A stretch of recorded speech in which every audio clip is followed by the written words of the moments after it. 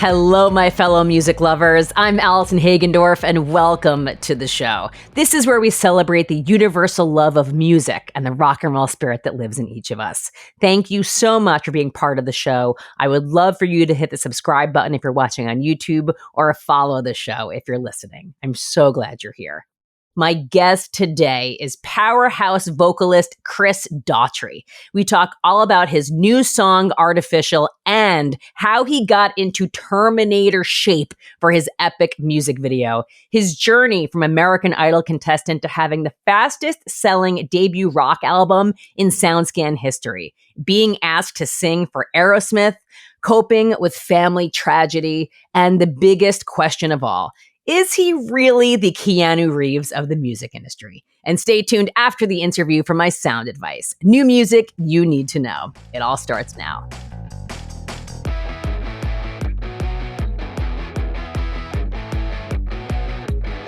Ooh, I gotta check this stuff out a little bit more. I love that you've been watching the show. That means a lot to me. Yeah. Which episode have you loved? So, loved K-Flay.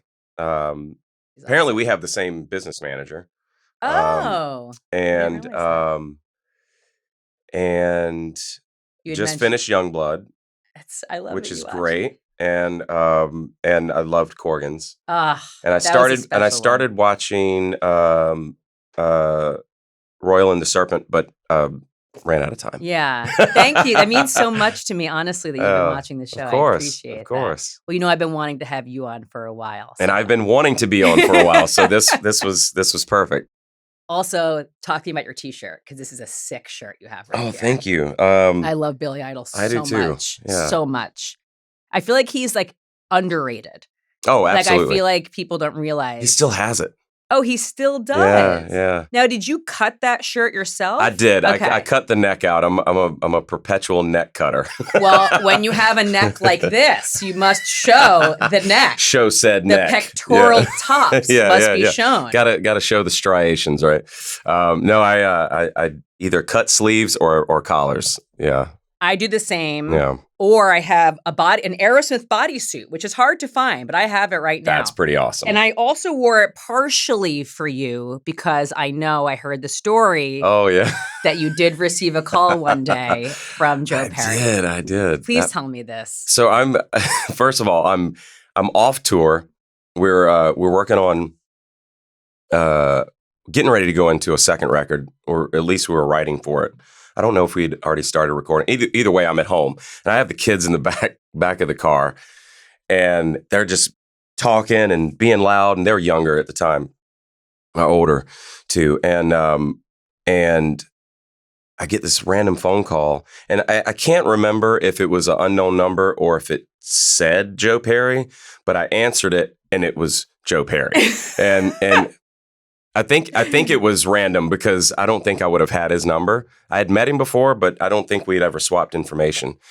So not only is it Joe Perry, but you're sort of like, how does he have my number? Yeah. That's kind of awesome. So he hey man, it's Joe Perry, and I'm just like, skirt. Yeah, legend. Y'all need to shut up. Y'all have no idea who is on the phone right now. Exactly. And he was like, hey, I don't know what. And I think this was like right when Steven went on Idol, and there was a very public rift going on, and he was like, "I don't know what Steven's doing right now, but we want to work. So you want to come out with us, and you got some cool songs we could play too, or something like that." And I'm just sitting here thinking, "Is this real? Like, is this really Joe Perry? Who's fucking with me right now?" And I just remember going, I can't even think about being in the same place as one of my heroes. Yes, I get it. Like that just feels wrong on so many levels. And he wasn't saying like, replace Steven and Aerosmith. It was more like, we still want to go out and play shows, but you'll be singing Aerosmith songs. You know what I mean? And so I was just like, man, I didn't know what to say. Yeah. I was like, that is incredibly flattering. we're working on a second record. We're just like getting started right now. And I'm like, let me get back to you. I need to process and so I this call my question. manager. I'm like, what do I say here? And he's like, you can't. I was like, yeah, obviously. But like, I don't want to upset the fact that, this dude, this rock god called me to be, their singer. And it was very flattering. And then I find out later that I think he had reached out to a few other people. And now that I think about it, I feel like maybe I'm making this up in my head, but I feel like Billy Idol might have been one of the other contenders. I don't know. That's actually pretty epic. But I'm glad how it all worked out now. Back with Steven. I'm like, I'll be seeing them at the Forum in December. I love them. I mean, one of the greatest bands. How's his voice holding up?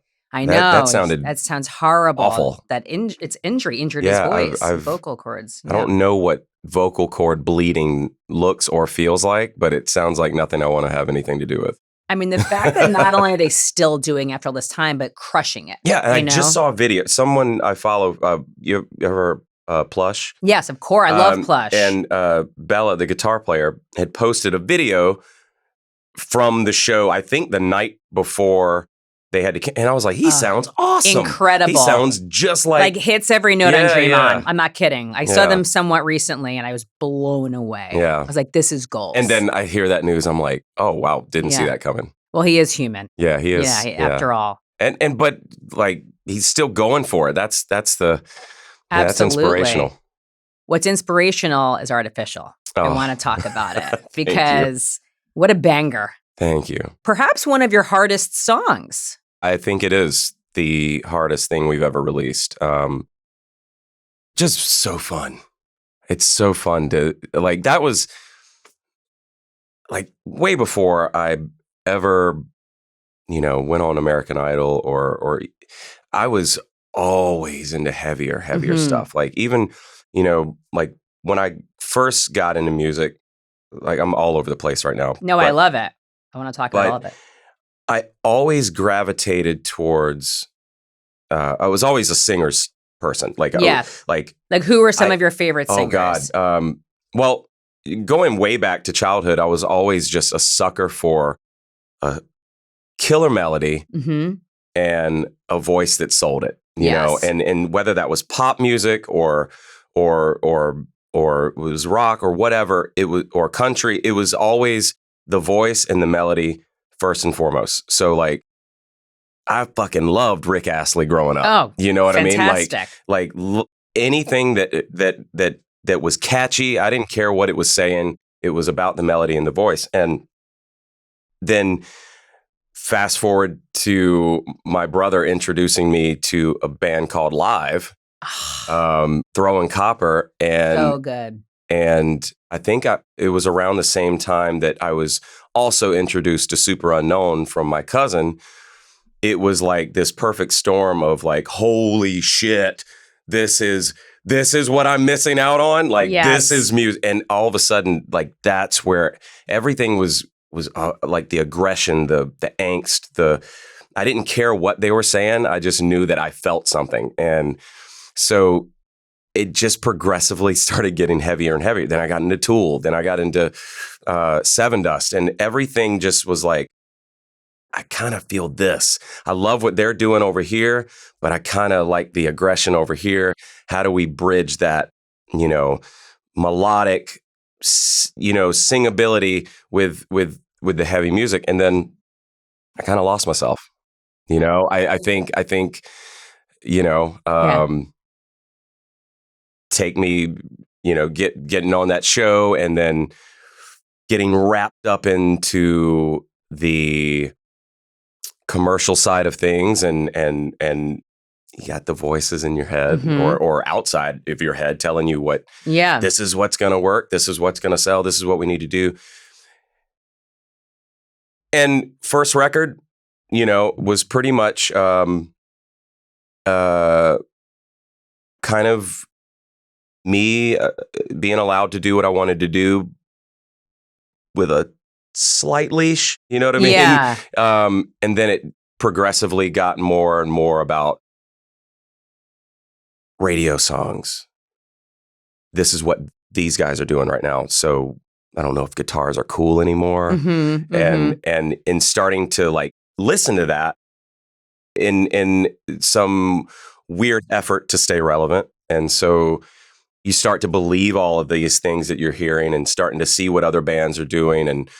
And I got caught up in all the, you know, the numbers, the how do we stay on the charts? How do we keep selling records in this climate? And I completely forgot, oh shit, I'm not doing what I love.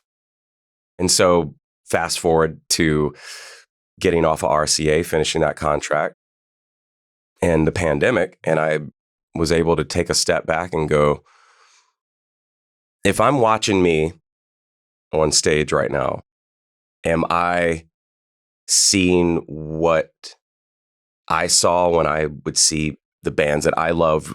And am I feeling the same thing? And if not, then I'm fucking doing it wrong. And I'm not doing what's here. Yes. And so I went back and started listening to those records that inspired me. You know, Anima, Facelift, Dirt, and Secret Samadhi, and Throwing Copper, and Super Unknown, Bad Motorfinger, all those records, right? And I was like feeling re-energized and alive. And I was like, this is what I should be doing. Duh. Yes. You know, it was this course. whole like no-brainer moment. And then there was this fear of like, is rock radio gonna even give me another shot? And when we put out Dearly Beloved, and we had 3 top so good 15s and 2 top 10s, and I was like, Changes Are Coming. Oh, you know, my it's God. my favorite though. Oh, thank Changes you. Are Coming. Thank you. I love that song. Oh, thank you. It's so funny. We were just, I got to tell the story. Yeah. We were just talking about that song the other day. Like, what did that chart at? What, like, because when we're writing the set list, like, does anyone know this? My front of house guy walks in and goes, I was just in the Walmart in Burbank the other day in the bathroom, and I hear Changes Are Coming.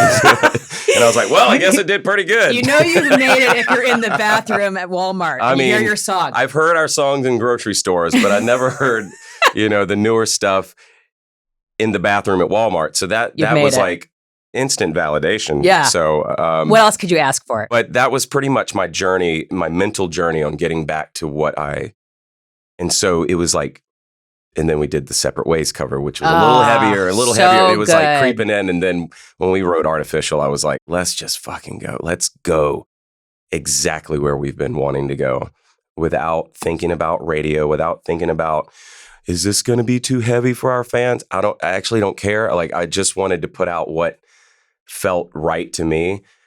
And the reaction has just been like unbelievably positive and so encouraging. And it made me feel like, you know, obviously you want to, regardless of how anybody feels about it, you want to feel good about it yourself. But when everyone else feels the same way you do, it's this like, oh, shit, I can breathe. Yeah, you know? I get it. It's such an incredible song. It's a banger. Thank you. Of course, it's about AI and the darkness and dangers behind it. All the worst case scenarios. Yeah, right? the worst case scenarios. Terminator.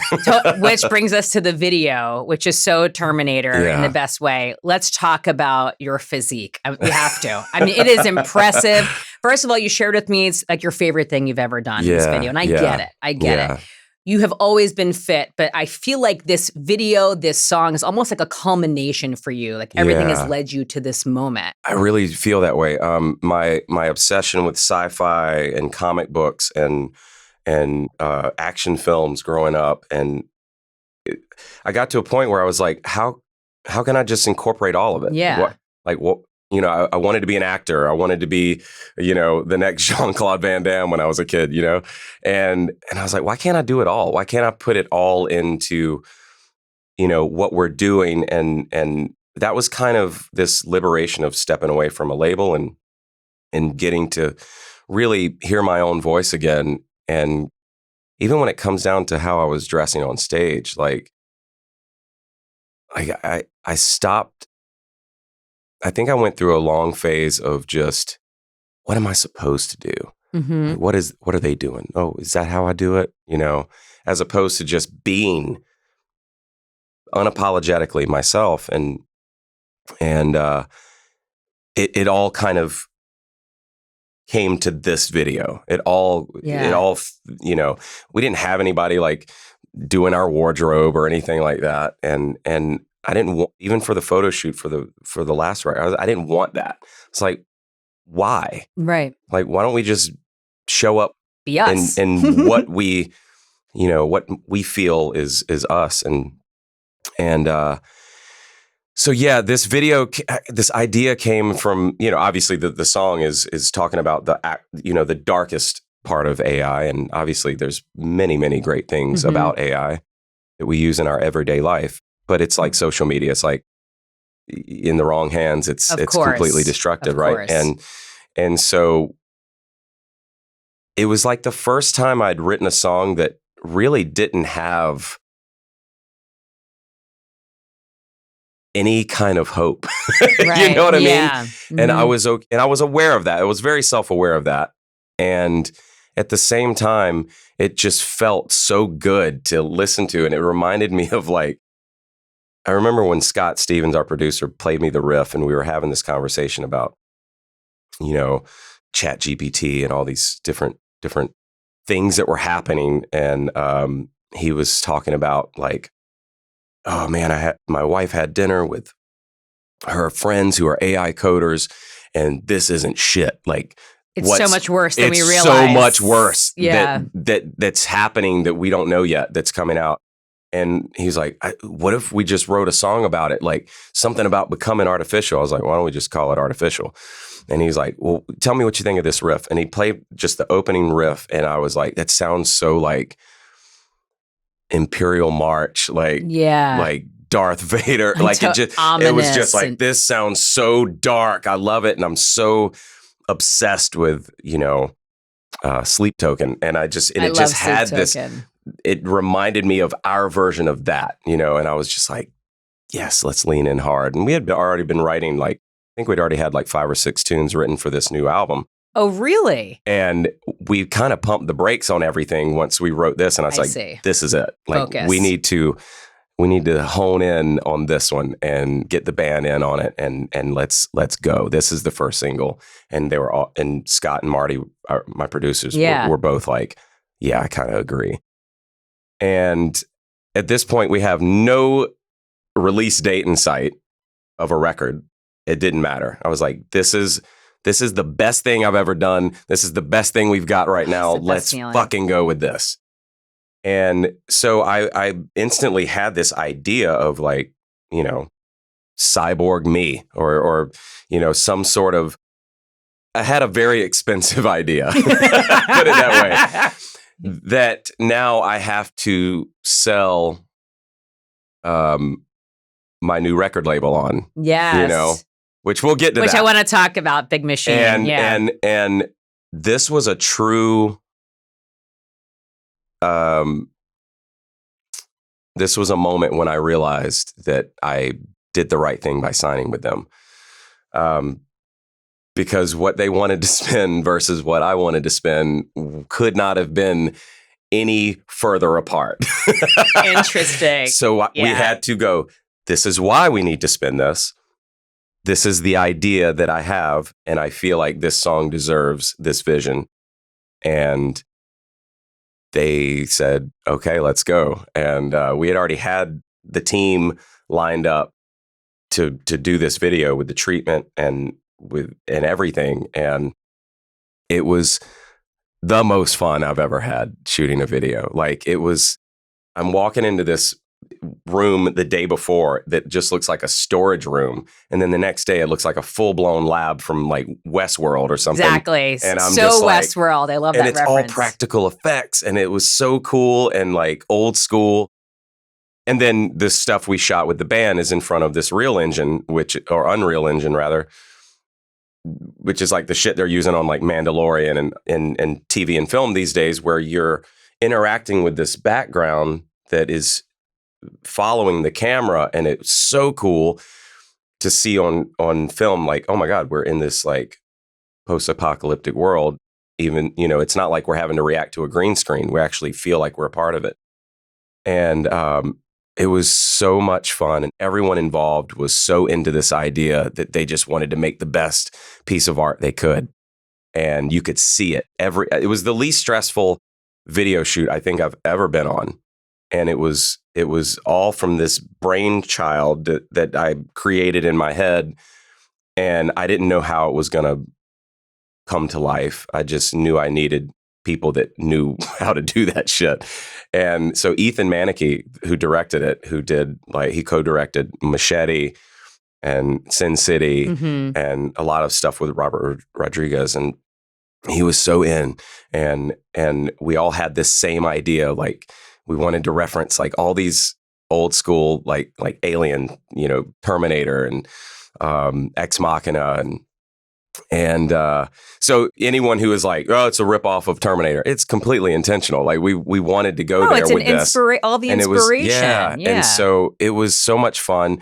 And I felt like it needed to go hard. I felt like it needed to be like jarring in a way. Yeah. Because we've been so safe this entire time that I was so over that. I wanted something provocative, something that would, my wife, like, when I showed her the rough cut, she had no idea what was coming. And she's watching and she's crying because she's like, because of how good you looked? Because of how proud she was. Like, oh my God, I've never seen you do anything like this. And then she sees me get my brains blown out. But it was like, so there was this like double-edged sword, like, yes, that was jarring, but don't really love seeing my husband, Yeah. But at the same time, it was like, you did it. Like, you did it. And I literally like just wept because anytime she is like, because she holds no punches, and she's the first to tell me if something sucks or if something's just like, she keeps it real. You did it, but it's, I feel like you've done that before. She was like, oh my God, like, I see all the work you put in. Wow.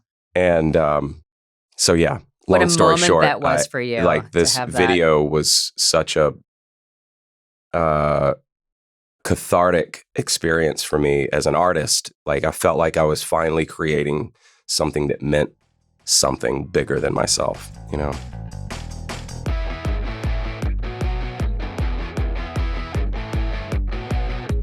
I love that, and I appreciate that, because music videos really shaped us, Yeah. I mean, of course, Super Unknown, and it was also the Black Hole Sun video, of course. So videos were so important. I almost feel like it's sad where music videos have become like a lost art form. Yeah. And then seeing your video for this, I was like, yes. Oh, thank you. Yes. I mean, it's a film.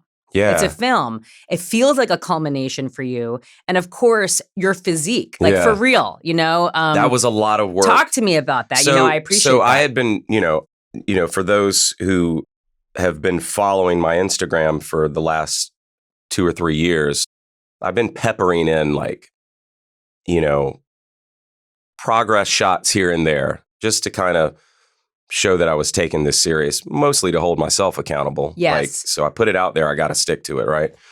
And, but I was always like, no, I don't want to post too much. It feels a little self-serving. But I got to a point where I was like, I'm actually where I want to be. Finally, my obsession with comic books and bodybuilding my whole life, I finally looked the way I always wanted to. And so I'm being proud of that. A, B, I want to inspire other people. Of course. I know how hard it is. I know, and you as well. You know the work it takes, and the commitment, and the daily battles you fight in your own head. Yeah. To do it or not. Oh my God, do I really fucking feel like doing this today? And forcing myself to just get something in and over with. Even on the road, like I developed these other habits, Instead of sleeping in, I'm going to go walk the town, just little things throughout the day.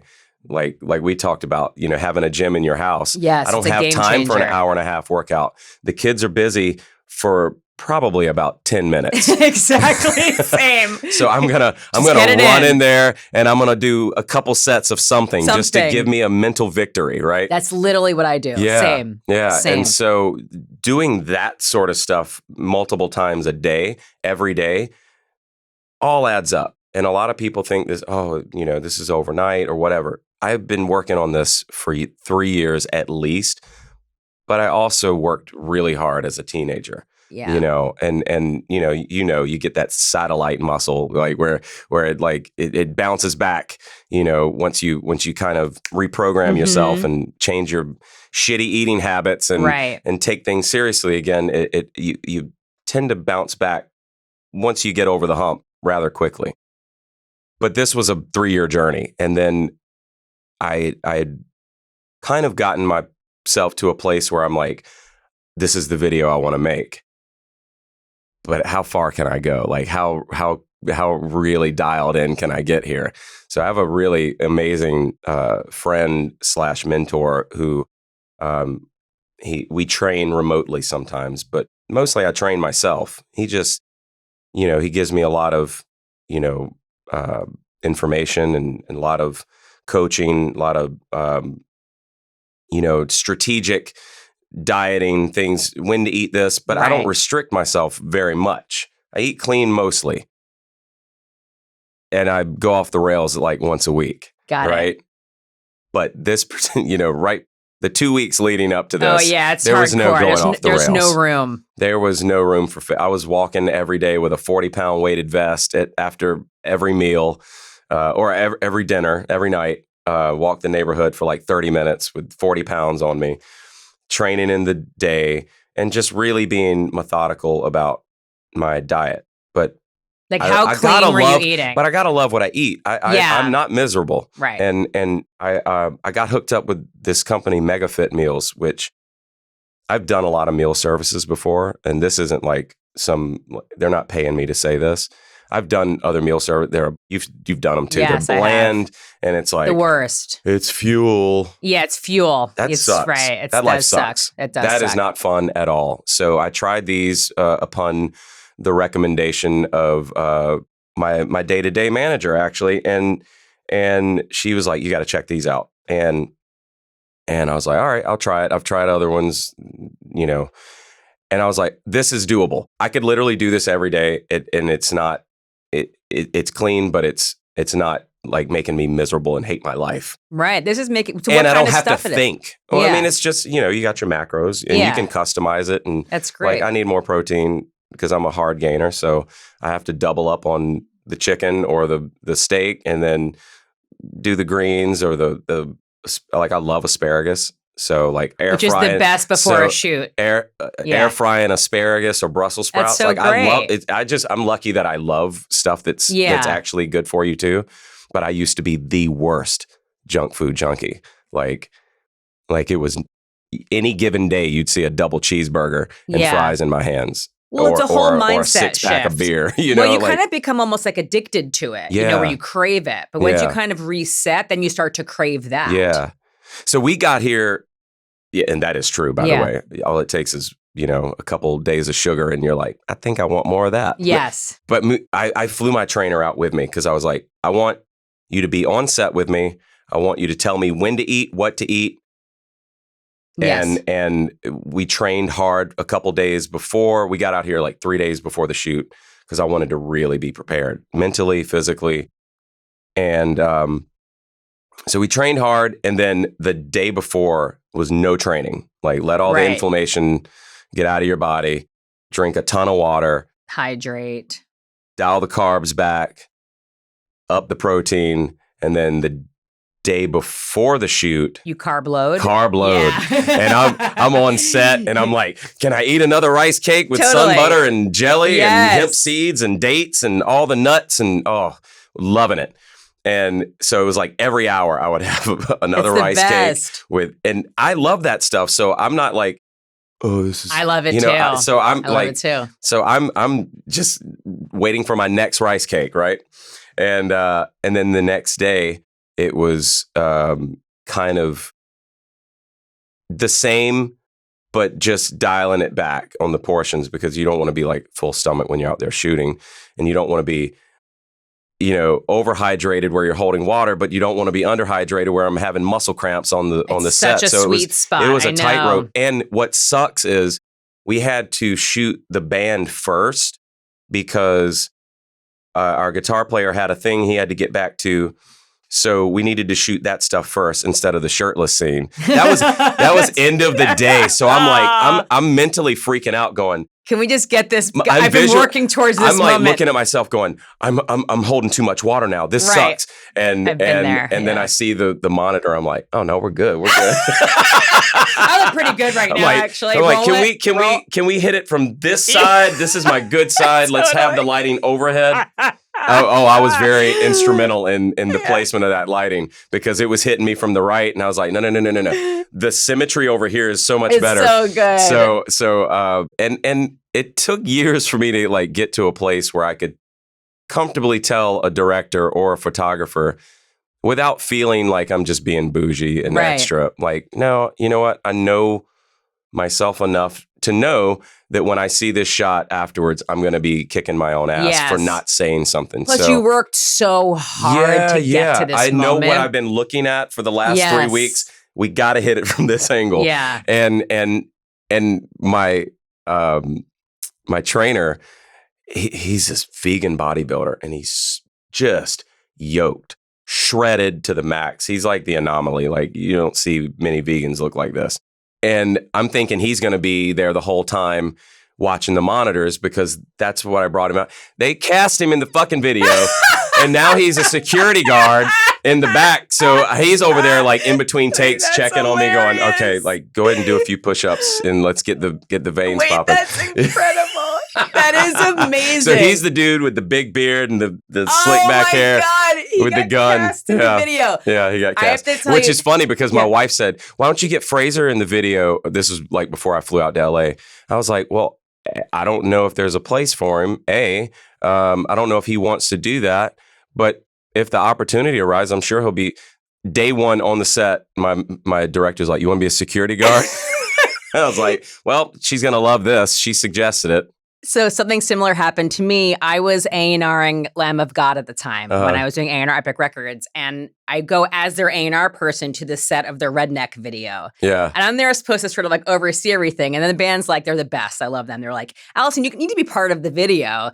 So before I knew it, all of a sudden I'm wearing a Lamb of God t-shirt, which we somehow made into a dress. And I'm like hanging with the band on this like bus scene. I'm the one who like throws down the security guard onto the floor. That's and awesome. I'm like, this is epic. This is epic. Did you have like the best time of your life? It was the best time. We bonded so much because of that. And we ended up getting a Grammy nomination for Redneck. So like it all worked out. It was like the planets were aligned. It was such a cool chapter. Did you ever like, was acting ever like a part of your for sure. trajectory? Absolutely. Like, absolutely. Similar to you, because you've done some acting. Yeah, not as much as I'd like. I do, like I did musical theater in high school. That was kind of me realizing that football was not my thing.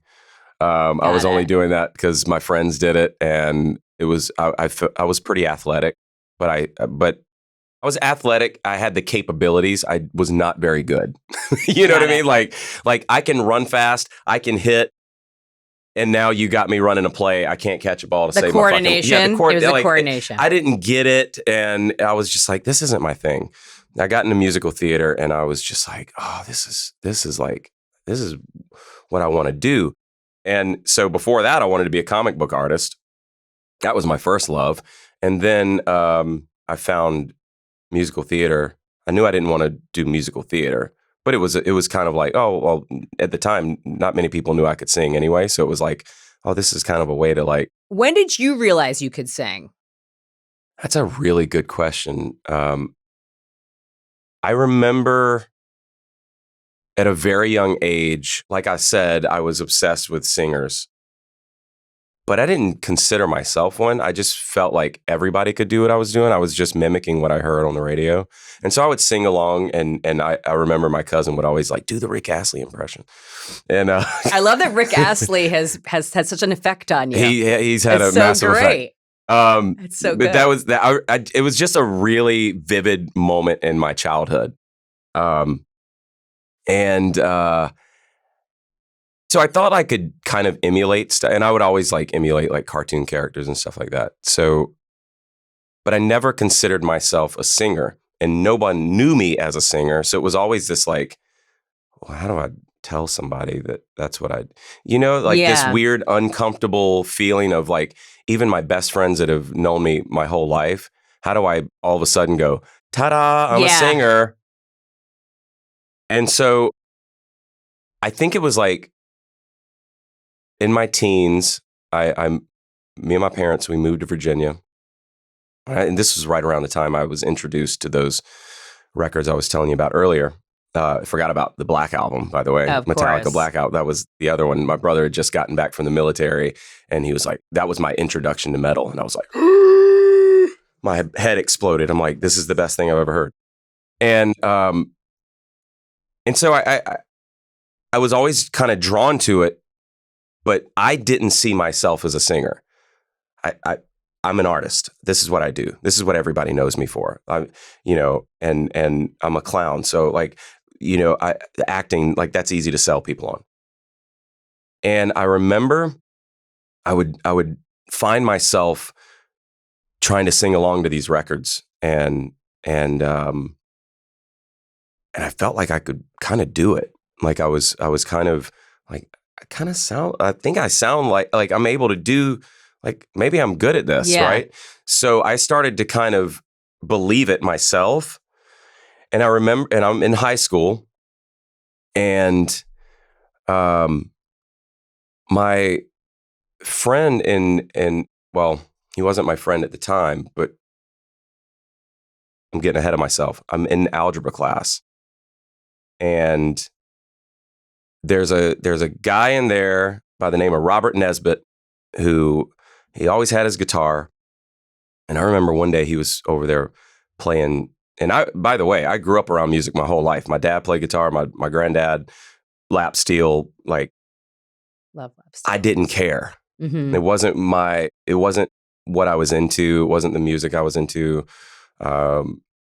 It just didn't appeal to me. I remember my dad trying to show me some chords when I was like 9 or 10, and I was like, cool, I'm good. And I just didn't give a shit. And then fast forward to now, this dude's over here playing, Fell on Black Days, Ugh. and I'm like, oh, that's my jam. It had to be music that resonated And with it you resonated that you with me. discovered. And so we start kind of chatting and coming buds. And one day, my algebra teacher, who I've credited for my career, actually, decided we're going to do, I guess he was bored. He had no lesson plan that day. Well, he's an algebra teacher. It's sort of boring. He said, Although I do he like was algebra. fucking cool, by the way. Ron Schultz, my algebra that's so teacher, cool. who has come to shows ever since. He was a young algebra teacher in his 20s. He was the cool teacher. And he was the kind of dude where I would be like, I'm really into Soundgarden. He's like, oh yeah, well you haven't heard these albums, and he would bring me like that's Omega, really cool. Ultra Mega OK, and Louder Than Love. Yeah. And I'm like, he's like, oh yeah, you like live? Well, I saw him when I was in college. That's the best. They played at my I'm from Pennsylvania, so he was like seeing them before they even blew up, and I'm like, this is the coolest. Yeah. So one day he goes, get in groups and write a song or poem using the terms we're learning this week. And I'm just like, oh, this is going to be good. I mean, that's amazing. So I was like, Robert Nesbitt, this girl that I am blanking on her name. I feel really bad about that. It's the three of us. We're in a group. She writes the lyrics. And because she, wrote poetry. And so she had it down. I was like, oh, cool. I was like, dude, come to my house later today and let's like really do this. Like, you were hardcore about it. You're like, let's do it. Let's for real. actually I'm half joking, but almost like, dude, what if we come in tomorrow and blow their minds? And he's like, do you even sing? I was like, just come over. And so I got the piece of paper. I know the name of the song. I can't remember the melody. I can't remember the lyrics, but it was called Average. And he starts playing this beautiful finger picking. And I'm like, oh, yeah, this is going to be good. And I'm just marinating. And I've never written a song. I've never done anything like this. And I just start humming this, like in this low register. And he stops. He's like, dude, you sound like Tracy Chapman. I was like, yes, I love Tracy Chapman. Of course. And it was the lack of confidence. I didn't know how far my reach was. And also, I'm terrified. I've never done this in front of anyone. And so we get it together and I'm like, get the nerves out. He's like, dude, I had no idea. This is incredible. You need to join my band. He had a band. They did covers. And I was like, I don't know. Show it to my parents. My parents are like, oh my God, this is crazy. We go to school the next day. And I was like, Mr. Schultz, you mind if we... He's like, absolutely. Because they're all dying. Like, they're like, okay, this is going to be good. Everybody else is reading theirs. We're up in front of the class, me and Robert. And by the end of the day, we had played for his every class. He kept bringing us back and ended up doing like a couple live covers to boot. So good. And so I got the bug. I got like, okay, maybe I do want to join your band. So I showed up at their rehearsals and they already had a singer, like 2 of them. So I'm like, so we're just doing a bunch of covers. I'm like, well, y'all are doing Dave Matthews covers. I'll do like some U2 or live or something, you know. So it was like a kind of like you go do an open mic night and you just play a bunch of different stuff and there's no genre. There's like you play stuff people know.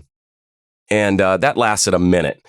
And then I was like, I want to start my own thing. So I broke off and my friend who was living with me at the time and my best friend, he picked up bass the same time I picked up guitar. And by the way, Robert started showing me guitar chords and then it took off. All of a sudden my interest is peaked. And you just needed the right people and the right music. Yeah. So that was the time where I was like, okay, I think I can do this. And we did talent shows and the rest is history. Like I just started writing songs and as a matter of fact, one of my first big concerts, I won tickets to see live. I called the station. This was back when stations would answer. They weren't having a contest, but I was like, hey, if I can sing like Ed Kowalczyk, can I get tickets to the show? And they're like, oh boy, this is going to be good. And so you did it and blew their minds. And they were like, hold on a minute. Let me put you on hold. And now it's on the radio. And now they're playing it. And I'm like, oh my God, this is happening. And I had my acoustic guitar, so I put the phone down and what live song? Turned my head. Oh, okay. Yeah. Was it anyone caught in your mystery? You know, I was just doing my best. No. Oh yeah, he knows. He knows. Yeah. I actually talked to him the other day. Okay. That's really impressive. And so I get tickets to see the show, and I'm like, I think this might be like my thing. After I saw that show, I was like, that's what I want to do for the rest of my life. Yeah, 1997, Secret Samadhi. That was the show that like, I was like, I'm going to do that. That's incredible. Yeah. We were so lucky that we had the 90s during our imprinting period. Yes. We were the luckiest. Yes. I mean, so many great, I'm the same as you with vocalists, melody. Yeah. It was a renaissance. And it's like you said, the videos were ubiquitous. They were everywhere. You couldn't get it. Now you have to like look, who's got a video out? I got to look for it. It's like an afterthought. Yeah. The video was everything. Yeah. I mean, you could argue it was the Smells Like Teen Spirit video. They were the precursor of the song. Of course. I saw the video first, and then I'm like, I like the song. I saw the Black Hole Sun video. First of all, Chris was the most gorgeous creature ever. And I actually was styling my hair like that from that video. And that video was the so spiked good. Out. I was like, but I could never get it as good as his. Nobody could. Yeah. Nobody could. The most beautiful man in history. Yeah. Oh, that's an incredible story. Yeah. Wow.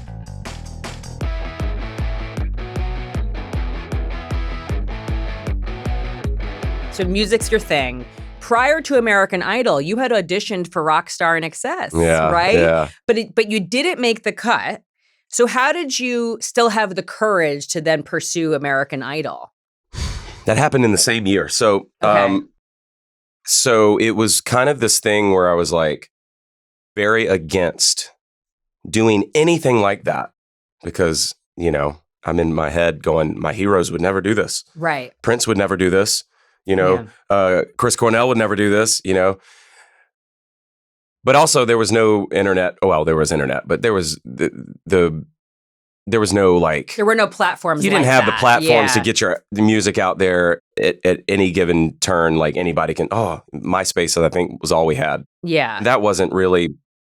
I don't think people were really getting discovered that way. Wasn't a music-focused platform. Record labels weren't hip to that yet. And so in my mind, I'm like, I'm going to get discovered in the clubs, you know. That's how it's going to be. It's going to be the old school way. They weren't doing that either. Right. And at least in Greensboro, North Carolina.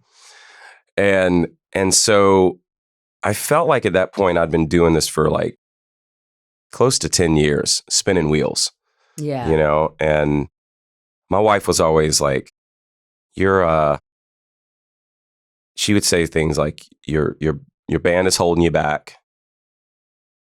You need to not be so focused on that, making it, and go just be heard, you know. And she really recognized your potential. And you're so focused on this idea of how to make it that you're probably missing out on other opportunities.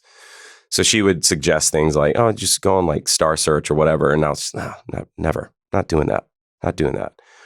Go on American Idol. No, I'm not doing that. And then Rockstar NXS comes along and I'm like, this seems more like my lane, you know? And even the audition was in this dingy club in Charlotte, North Carolina. And I'm like, yeah, okay, this feels right. And so I showed up with my acoustic guitar. By the way, I sent in a VHS to get their attention in the first place. That was how you had to send VHS. You had to send in a VHS. It's amazing. And they contacted me and said you could get a private audition. And I did. By the way, the VHS was me doing Till Tuesday, Voices Carry. I love Voices. I mean, Voices Carry is one of the greatest. I just wanted to do something. Do you still have? I need to hear this. I don't have that video. I don't. You should cover that though again. You should do that again. That would be a good story, wouldn't it? That really would be like, good. This is really where it started. And then I went to the audition and I played like Desire from U2. And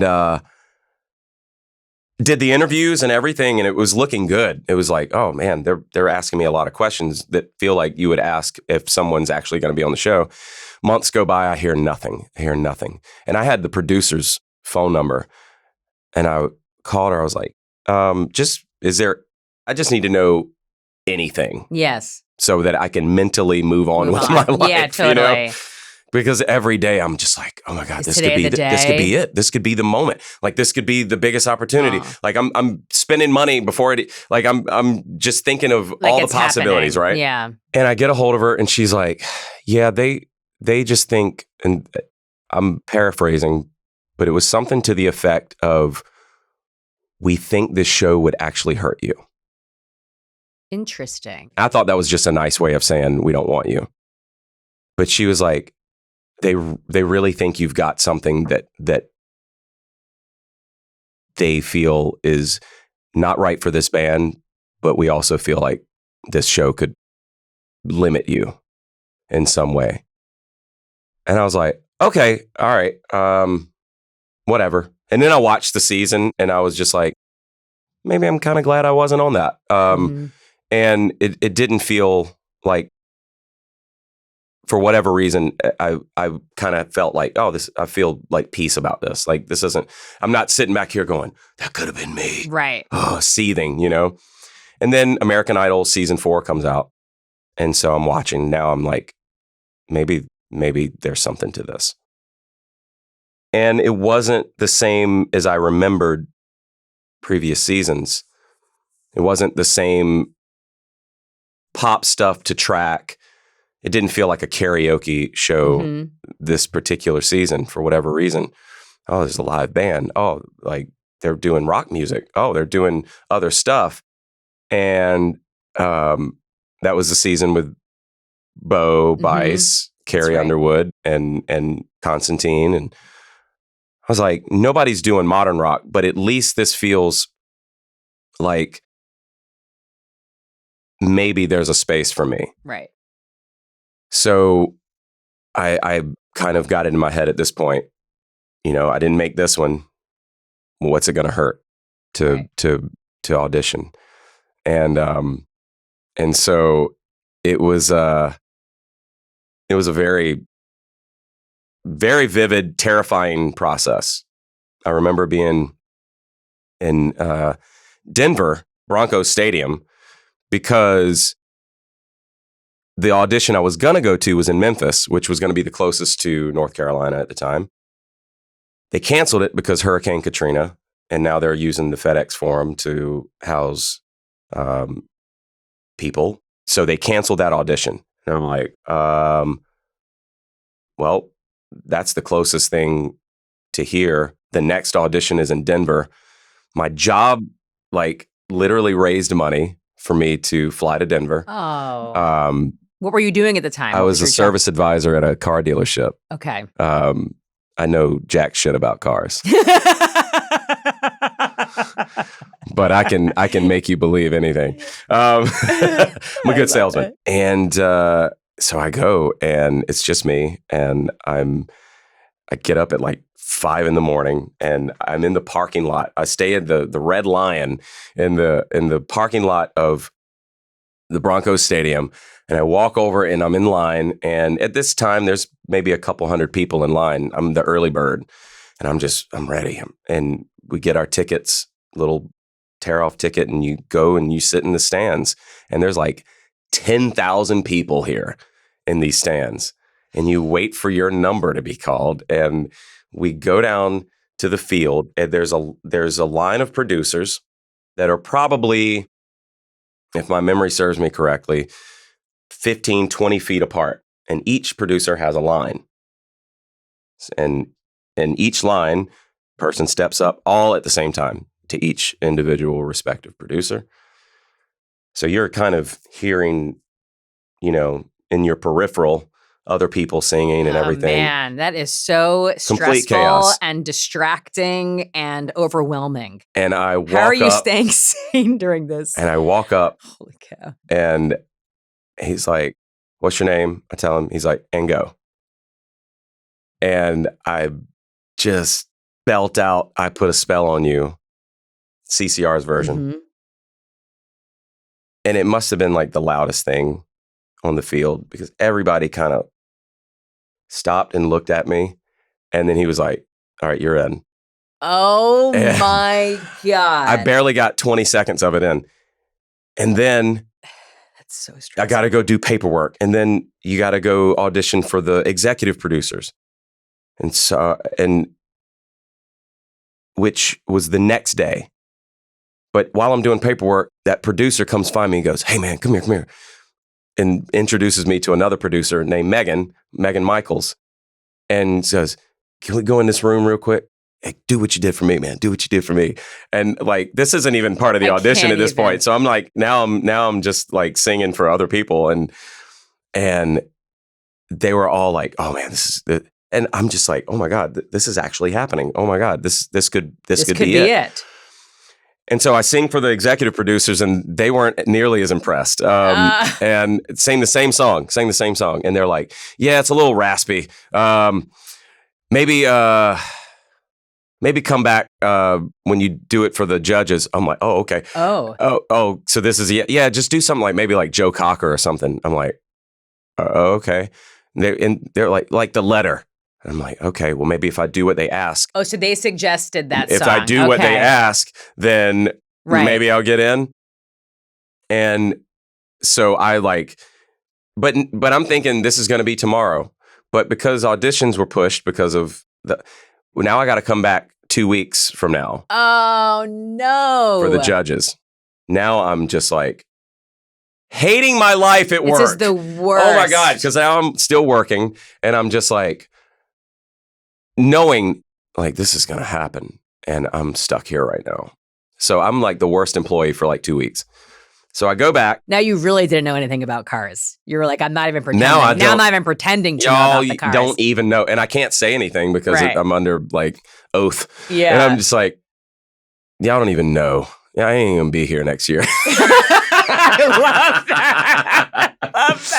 And the longest 2 but weeks of your life. They all know that I Right. auditioned, but they know I can't say anything. They're like, yeah, he got in. Right. But at this point, I still don't know because I haven't. So I go and I'm auditioning for the 3 judges. And you're wearing the hat for this audition, right? Because I went back and watched it. It's amazing. It's so embarrassing. All of that is embarrassing. The sideburns. Wait, why was the hat the choice? I don't fucking know.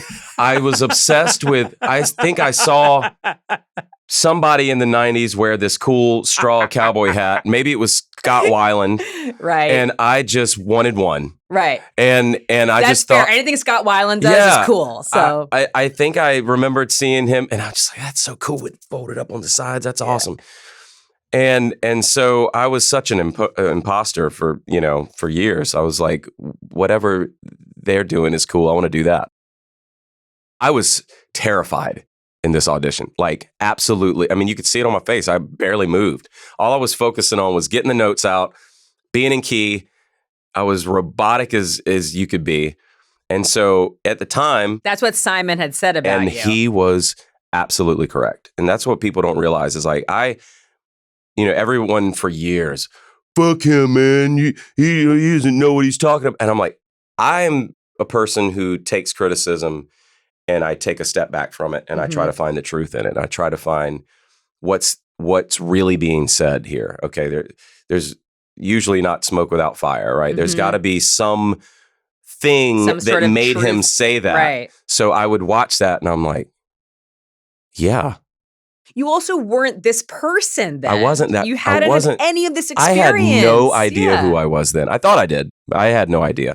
And so I remember the end of the day, I'm out on the street outside of the convention center and Simon is getting in his car and I'm like, nobody's around him. I can go say something. And I was like, hey man, I just wanted to let you know I'll prove you wrong in Hollywood. And he just winked at me and said, you do that. And I knew at that moment he saw something, but he wasn't letting me get off easy. And I love that because it forced me to really prepare myself for the next step and the next phase in Hollywood Week and being on the show. I was like, I am not gonna think that I know what I'm doing here and I'm just gonna go do me. I'm gonna listen to people. I'm gonna really soak it in and be a sponge here.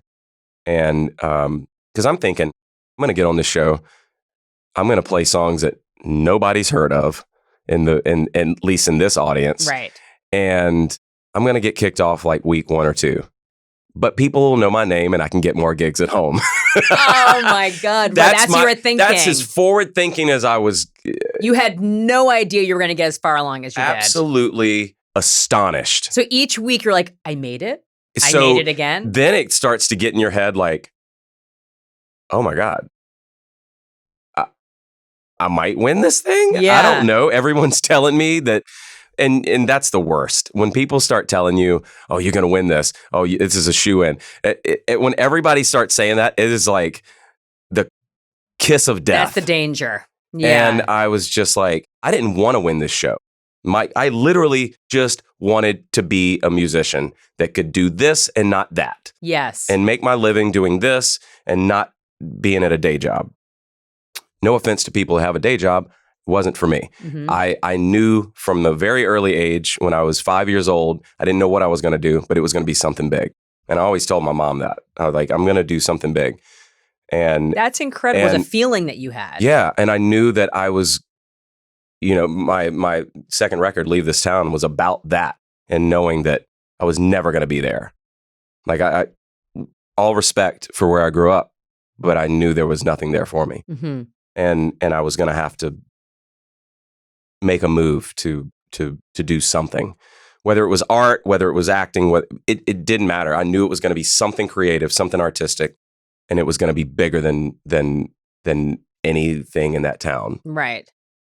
And that wasn't me being cocky. It was just this feeling I had from a very early age. And I don't even know where that unshakable confidence came from, that I just, this is like, there's no question this is going to happen. It was like, innate. I always felt that. And then it was in my earlier 20s when I was like, I don't know if it's going to happen. Mm-hmm. But I still always had this vision in my head. Like if I see it, it's going to happen. And I always saw myself doing it. And I feel like if you can envision anything, and if you picture it long enough, you're going to find yourself there at some point. You can manifest it. Yeah, you manifest it by your own actions and the things you do that align with that goal. And you create your own reality, right? I didn't know that at the time. I know that very well now, and how the universe works. And if I just do the things that are gonna align with this body I want, then it's gonna happen. If I want to be doing this for a living and I do the things that align with that, it's gonna happen. And it's been proven over and over and over again. That's how my life works. And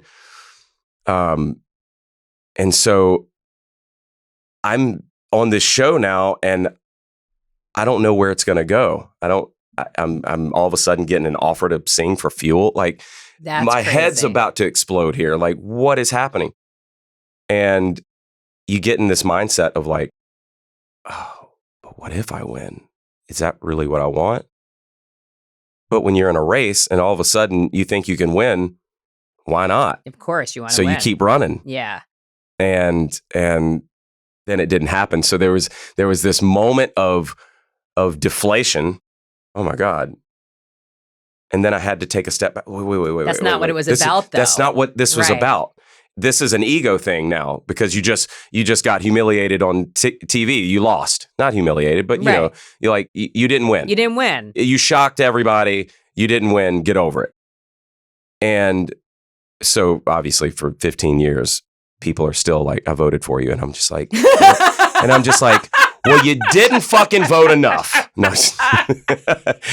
So like the show was obviously an incredible platform and launch pad. Yeah. But like, what was the biggest takeaway for you? Because that must have been such a game changer just for your own skill set, being under such high stakes, the pressure as a performer. You know what's funny? The year after they started allowing their contestants to play instruments. Right. And I was so pissed off. I was like, you know what? I could have done better. I don't know. I would have been way more comfortable up there with my guitar. And I'm like, no. That was the beauty of it. Right. I couldn't hide behind anything for the first time. I was always in a band. I was always with my guitar. I was never forced to just perform. And that was the biggest takeaway. I got to get out of my comfort zone 100%. I had to stare at a camera. Right. Anyone who's ever seen me live knows that 80% of the show, my eyes are closed. To a fault. I miss a lot. And it was I took a lot of lessons from that, just being able to learn how to be a front man, I guess, without or a front person without hiding behind my guitar or holding on to a mic stand for safety. And I still didn't figure it out until like a couple years ago. Because I would look at video. I'm like, oh my God, I'm posturing so hard. I'm doing what I've seen other people do, and I wasn't free. I didn't feel like me. Mm-hmm. I wasn't. I was doing what I thought I should do. I'm more free on stage now than I've ever been, and it's the best feeling in the world because I'm not thinking.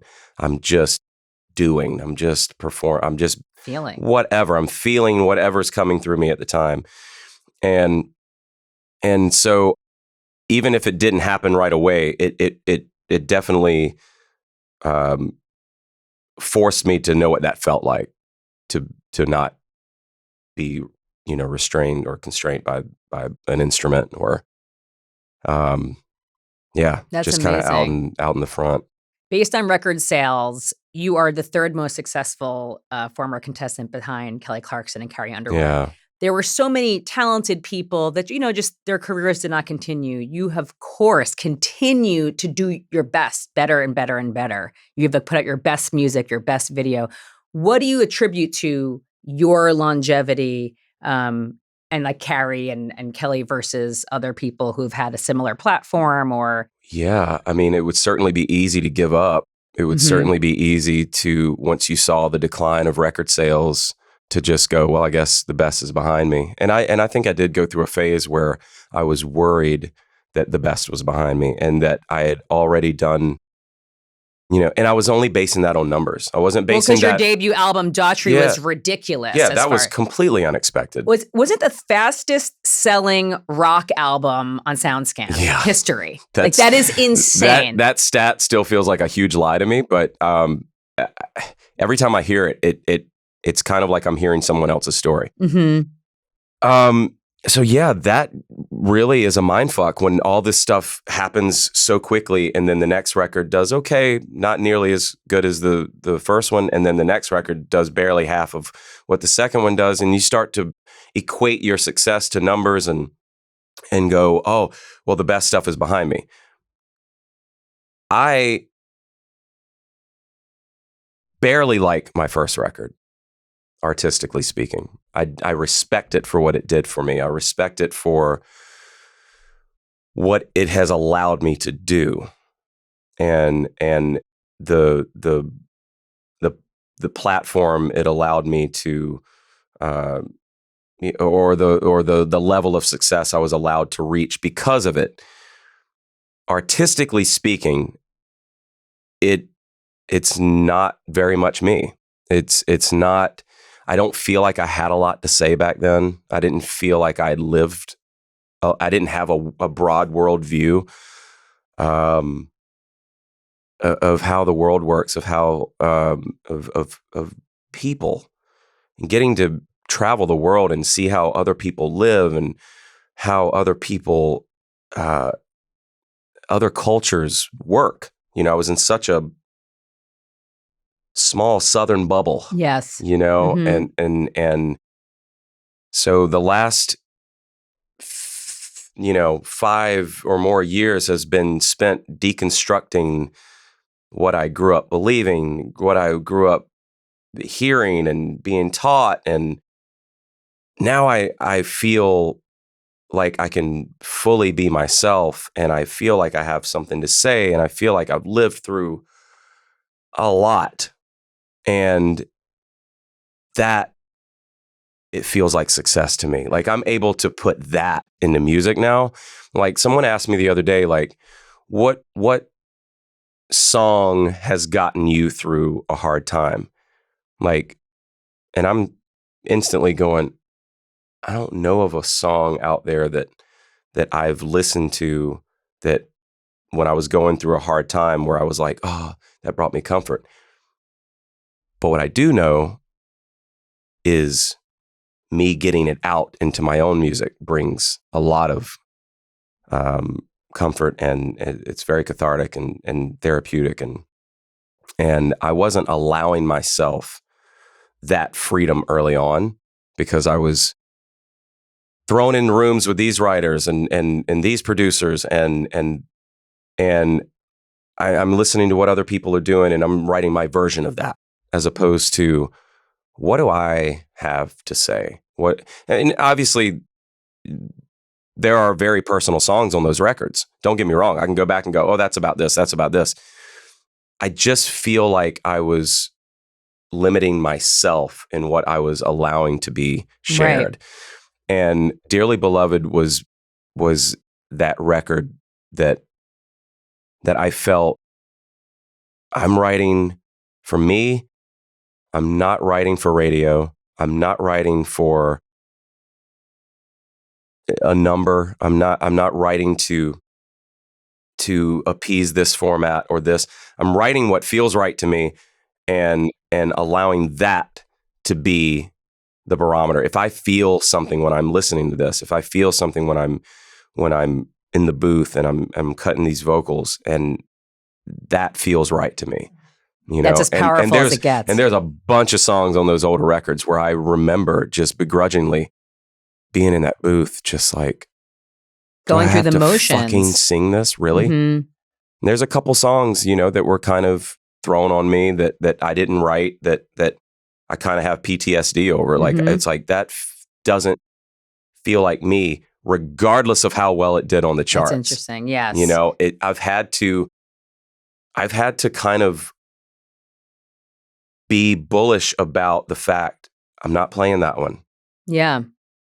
That wasn't me then. It's definitely not me now. And you as a fan deserve to see me and my true authentic self. If that's not cool with you, then I'm okay with that too. Yes. You know, and I'm okay with losing fans if they're not okay with this quote unquote new direction, which is my old direction. Right. Because I had to get out of my own way and realize that I have to stop thinking about pleasing everyone that only knows me from a very small phase in my life that wasn't very authentic. Right. If I have to be 100% honest. And now being embraced by rock radio again has just been like it brings tears to my eyes. Like it feels so right, and I'm not worried about, you know, are we number one, or are we this, or we that? It's like that community feels like home to me, and all these bands that have embraced us, you know, and have welcomed us back in that format with open arms, and you know, like people like Drayman and you know, all our family in Seven Dust, and so many peers that have mutual respect for us, and as fans and friends, it's very validating, and it feels like I can breathe again. Like this feels like where I was supposed to be from day one. The authenticity is the liberation. That's success. That's incredible. Absolutely. What an empowering feeling. Yeah. I'm so happy for you. Thank you. What about new music? I know you're still doing your Bare Bones tour. Yeah. Focusing on that? We're less than 2 weeks from being done on that, and I'm back in the studio in November. So we've got about half the record written. I don't necessarily think we're gonna just be like, here's the record. Yeah. You know, we're kind of rolling it out a little differently than we've done in the past, because a couple things. I think the attention span is just not what it used to be. Right. And I feel like if you just drop a record, sometimes it's wasted. You've already given them everything, and it's forgotten about 2 weeks later, as opposed to, this is my favorite thing I'm doing right now. I love Check this that. out. Listen to this and this only. And when you're tired of that, we'll have something else for you. I love that. Yeah. That's fantastic. Keeping that consistency for fans. Yeah, we've got stuff in the chamber. That's amazing. So we've got a few that we're like, you know, is this the second single? We think it is. It's probably going to be. It's probably going to be a little more personal, a little more. You know, a little more. You know, reflective of some of the things that I've gone through in the last couple years, and dealing with loss, and but it's very heavy. Oh my! Yeah. So sonically very heavy, and thematic. You know, subject matter too. But there's going to be a lot of that on this record. I don't think there's any way around it. Kind of like I said, when, you know, how I cope with, you know, heartbreak, loss, and just, you know, unimaginable hard times that no one should ever have to go through. It has to come out in the music. Like, I don't have a choice. Right. You know, it has, and I feel like there's a tightrope of, how do I present this without making you feel like you want to slit your wrists, you know, where there's some sort of silver lining and some hopeful thread, because I've gone through all the emotions. I've gone through, you know, the gamut of emotions, and there is hope at the other side of that. You know, there is, you know, lessons to be learned from, you know, hindsight, when you lose someone and you go, oh, I wish I would have said this. I wish I would have done this. I didn't get to do this. The guilt. The guilt is heavy. You know, one of the hardest things, if I'm being like really vulnerable right now, one of the hardest things with losing my daughter was the last time I saw her, and she wasn't doing very well. I don't know what she was on. Didn't matter. I was just trying to be there for her, but I wasn't. I was trying to fix her, you know? And I remember she said, you know, she was a little out of it, but she was like, can you take me to the store to get cigarettes? And I was like, let's just hang out and talk. I wish I would have just taken her to get those fucking cigarettes, you know, and not tried to impose my holier than thou, like, all you got to do is this. All you got to do is this. Mental illness is a bitch. And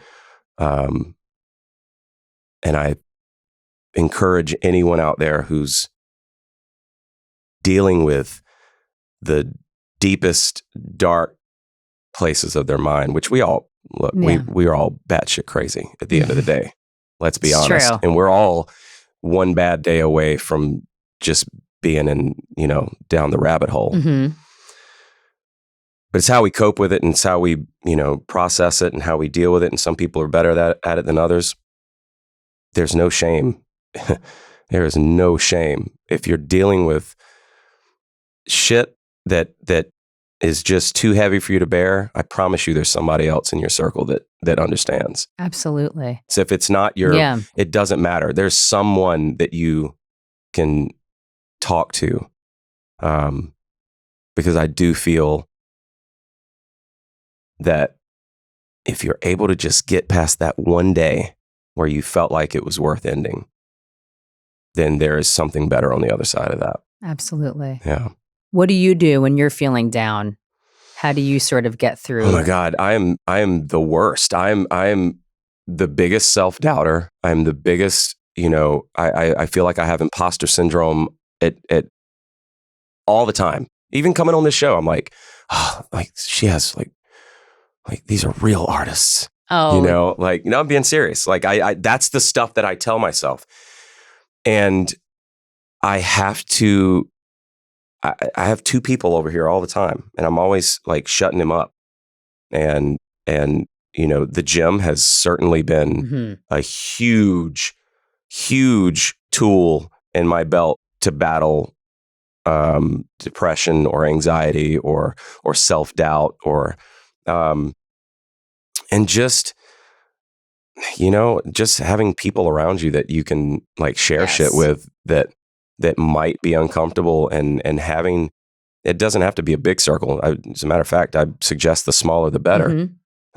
Having someone in your circle that gets you from all angles, and that you feel that you can share anything without judgment, without that safe space. Yeah, that safe space, you know, and because sometimes just hearing yourself out loud, you already answer your own question, and you know the answer. You just have to allow yourself to say it, and it's easy to escape, you know, and I definitely went through my phase of escaping and just kind of burying myself in my own self-doubt and you know, just the negative self-talk, you know, which is so toxic. It's a very, very terrible habit. Toxic. Like, because once you get on that roll, it's so easy to keep doing. I have people around me telling me all the time, like, focus on the positive, don't look at this. Let's look at the big picture. So you have people around you that help you kind of reframe things and get a new perspective. My manager's one of them. You know, he's constantly like talking me off the ledge, you know? It's essential to have those people. And I guess the only reason I wanted to say all this is because sometimes people look like they have it all together, and we all struggle with no one has it all together. The negative self-talk, and the some people just are better at coping with it than others, and knowing, and it took me a long time to get there. So, and my kids are like everything to me. Oh. So, you know, I always try to like just think of the impact any of my actions would have on them. You know what I mean? Yes. And try to kind of look at it through that lens. Absolutely. Yeah. The children are the most grounding force. Yes.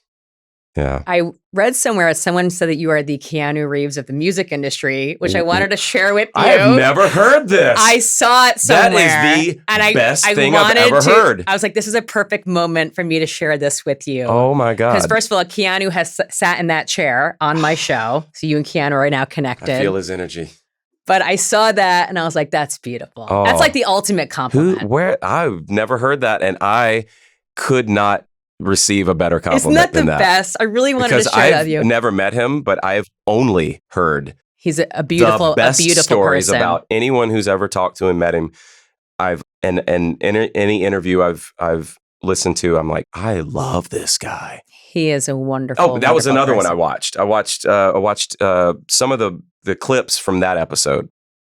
I love him. Oh, he's the best. I'm a huge John Wick fan. Oh, me too. Love that Me series too. to death. Just rewatched it all from front to back recently. So good. Yeah. But I just wanted to share that light with you. You just made my day. I feel like that's a good one. That is my takeaway from this interview. If you're ever is that feeling down. I am the Keanu Reeves of the music industry. Yes. I will take it and I will own You heard that. it here on the Allison Hagendorf Show. Thank you. Amazing. I love it. All right, let's do deep cuts. Let's go. Name a song, album, or artist that changed your life. Oh God, I feel like I've named it all already, but it doesn't have to be the one. Right. It can just be a one. one, yeah. Oh, it changed my life. Soundgarden, Super Unknown. Same. We really share this. Yeah. That record was start to finish unlike in anything sequence. I'd ever heard before in my ears. It was just like something went off, and I'd never heard just those sonics and those vocals and those melodies, and I could go on. I could go on about that record. Okay. We can do an All entire right. episode, you and I. Yeah, let's do it. First concert that really moved you. That was live, Secret Samadhi in 1997. What is a song that you wish you wrote? Oh God, I have tons. We actually do a segment in our show. This is a song I wish I wrote. Oh, really? Yeah. And I've got a list, but I always say that I would love to write a song with Bernie Taupin because his lyrics are so just who thinks of that? Like, yes, like how is this Goodbye even Yellow possible? Brick Road. Right. I mean, come on. That is a song that will never, ever be written again. And I wish I wrote that one. Yeah, that's actually a really good call. The key changes, the melody. I mean, the combination between Elton's melodies and Bernie's lyrics, it's absolutely that's magic. It's a dynamic duo that will never happen. That is ever something again. that is lightning in a bottle. It is lightning in a bottle. It's like a Lennon McCartney situation. Yeah. These two people that come together, Stephen and Joe. Yeah. Favorite movie? Oh God. I have a tie between three. Okay. Two of them are Tim Burton. One could have been a Tim Burton movie. 89 Batman. Oh, okay. Beetlejuice. Yeah. And The Crow. Oh, these are incredible. And each one had an amazing soundtrack. Those movies are, if they're on, I cannot be bothered. Right. Like, stay away from me. Yeah. I'm busy. And I just visited Brandon Lee and Bruce Lee's grave recently. I saw that. And it just brought that back. And I was like, wow. oh, I gotta watch this movie again. Yeah. And I've seen it a million times. Oh, you have amazing taste. I'm with you on all three and those choices. Soundtracks are just undeniable. Even just the soundtrack is Yeah. phenomenal. Oh my, The Crow, I can't even. If you were not a musician, what would you be? I mean, I kind of got to go back to my first love, comic book artist. Yeah. Yes. Did you draw that Batman? Yeah. You drew that? Yeah. You are incredible. Thank you. Yeah, wow. I don't draw as much as I used to. I'll do like a piece a year. I'm one of those people, and this is why I didn't go into it, because it's like I get over it really quick. Mm-hmm. I got to be doing something active. So me sitting at a desk for like 8 hours just did not appeal to me. But I love accomplishing a piece, and then I'm done. Moving for a on. while. Yeah. Well, that was quite the piece. Thank you. What do you do anything with them? Do you display them or frame them? We've sold prints before. I haven't put that one out yet. That one's really, I mean, it's so intricate. Oh, it's thank so you. gorgeous. Thank you. I was like, wow, I didn't realize the level of talent that you had. I do most of my art on an iPad now. because I erase more than I draw. So I'm like, I'm constantly like tweaking proportions and stuff. But it is, I mean, it's pencil and ink, you know, I guess respectively, but just on digital paper. Wow. Yeah. It's really impressive, Thank Chris. If you could meet any celebrity, dead or alive, who would it be? Wow. There's a lot. Jean-Claude Van Damme. Yeah. I love this. Back to the acting again. Is that something you'd want to pursue? I would. Yeah, I would. And if I'm being fully transparent, I'm hoping that video is a calling card. Absolutely. You know, because I do have a love for, you know, the physicality of action films, but I also love the art of acting, and I've done a few things, but nothing that really got people's attention. But I feel like if I was given the right material, I feel like I've lived enough life now where I would be able to tap into those emotions from a more real place, as opposed to this just this fantasy of wanting to be an actor. Right, I feel like I would actually have something to pull from. But yeah, I do love when I'm on a video set, you know, and I'm doing things that are outside of the musical performance. That's fun for me. Like I just love being somebody else, you know, and just acting. Yeah, it's just fun. Let's just put it out there. Yeah. Let's just put it out there. Putting it out in the universe. Yeah. I love that. What is the greatest risk you've ever taken? Probably going on American Idol. Yeah. Yeah. Yeah. And getting married at 20. You were so young. Yeah. Yes. Yeah. It all worked out with your beautiful family. Yeah. Do you have words you live by? Yeah. I there's a couple quotes that come to mind. And it's just because of the place I am in my life right now. It's so contrived, or not contrived, but it feels like it's maybe cliche to say, but be yourself. Everyone else is taken, you know? But I did hear this really cool quote from Rick Rubin when I was listening to his book. And this is something that I've had to like teach myself, because if you would have interviewed me maybe 5 or 6 years ago, I would have interrupted you at every turn. And this quote really stood out to me. Let me see if I get it right. To listen impatiently is to hear nothing at all. That's absolutely right. And that really hit me. I was like, oh, when you're always thinking about what you want to say, you're missing everything. So that is something that I try to live by on a daily basis. Absolutely. Yeah. I mean, that's what I do. I'm like listening. Yeah. Lastly, what do you hope your children learn from you? That it is okay to fully, unapologetically be yourself. Yeah. I don't ever want to steer them in any direction. I want them to find their path like I found mine. No one ever tried to push me into this direction. My parents never laid out this idea in their head of what they thought I should be. Anytime I would ever have these big ideas of what I was going to do with my life, it was always met with awesome. Or hope you have a good job. You know, when I told my dad I wasn't going to college, I'm going to be a rock star, he said, cool. Just make sure you have a good job. You know, that's the best advice. I love that. I love that. Chris, what a joy it is to be with you. Likewise, the joy is all mine. Thank you. And I'm so excited for this next chapter. Thank you so much. Please share the new music with me as soon as you are able to. You will be the first. Oh my God. Yeah. Thank you, Chris. Awesome. Love. Thank you. Chris and I really connected on this one. I'm loving the new music and I can't wait to hear more.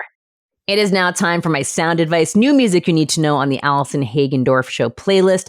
Kicking it off with a new one from today's guest, Daughtry. His latest song is a banger. It's an incredible song for your workout playlists, especially after you see this video.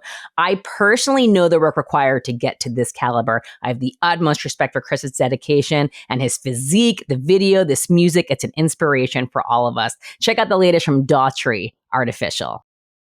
Also this week is the latest from my new young favorite band, Return to Dust. I have not been this excited about a new young band in ages. When you hear this song, you will understand why.